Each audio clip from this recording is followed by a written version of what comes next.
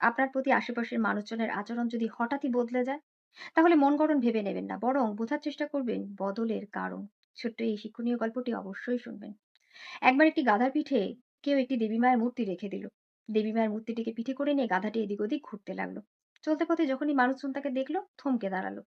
কেউ তার উদ্দেশ্যে আরতি করতে লাগলো, কেউ হাত জোড় করে প্রণাম করতে লাগলো, আবার কেউ ভোগ নিবেদন করলো, তো কেউ ফুল নিবেদন করলো। একই সাথে সকলে গাধাটিকে ঘাস পাতা খেতেও দিল।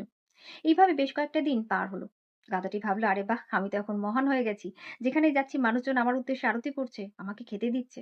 ধনী ব্যক্তিরা আমার সামনে মাথা নিচু করছে। গাধার মন অহংকারে ভরে গেল। এরপর একদিন গাধাটি অনুভব করলো তার পিঠে কিছু তো একটা আছে যেটাকে সে বহন করে নিয়ে বেড়াচ্ছে।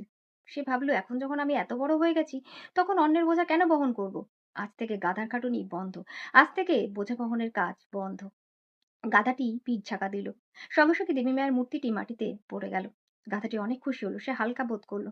সে মনে মনে ভাবলো, আজ থেকে আমি স্বাধীন, আজ থেকে আমি কিছুতেই আর বোঝা বহনের কাজ করব না। অহংকারী গাধা তোষামোদ পাওয়ার লোভে মানুষজনের কাছে গিয়ে পৌঁছালো। সেটা দেখে হতাশ হলো, মানুষজন তার প্রতি মনোযোগ দিচ্ছে না। গাধাটি ডাকতে লাগলো।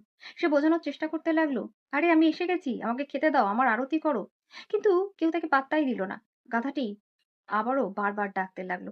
এবার মানুষজন বিরক্ত হয়ে গাধাটিকে মারতে লাগলো। গাধাটি এটা ভেবে অবাক হলো, যারা এতদিন আমাকে সোয়াগ করতো, আজ তারা আমাকে মারছে। বেশ কিছুক্ষণ মার খাওয়ার পর গাধাটি বুঝতে পারল, আসলেই তার মূল্যের কারণ সে নিজে ছিল না। তার মূল্যের কারণ ছিল তার পিঠে থাকা দেবী মায়ের মূর্তিটি। হ্যাঁ বন্ধুরা, একদমই।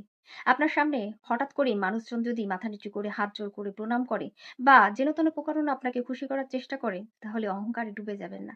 বরং বোঝার চেষ্টা করবেন আসল কারণটা। তা না হলে পরিস্থিতি বদলালে আপনার পরিণতিও ঠিকই গাধাটির মতোই হবে।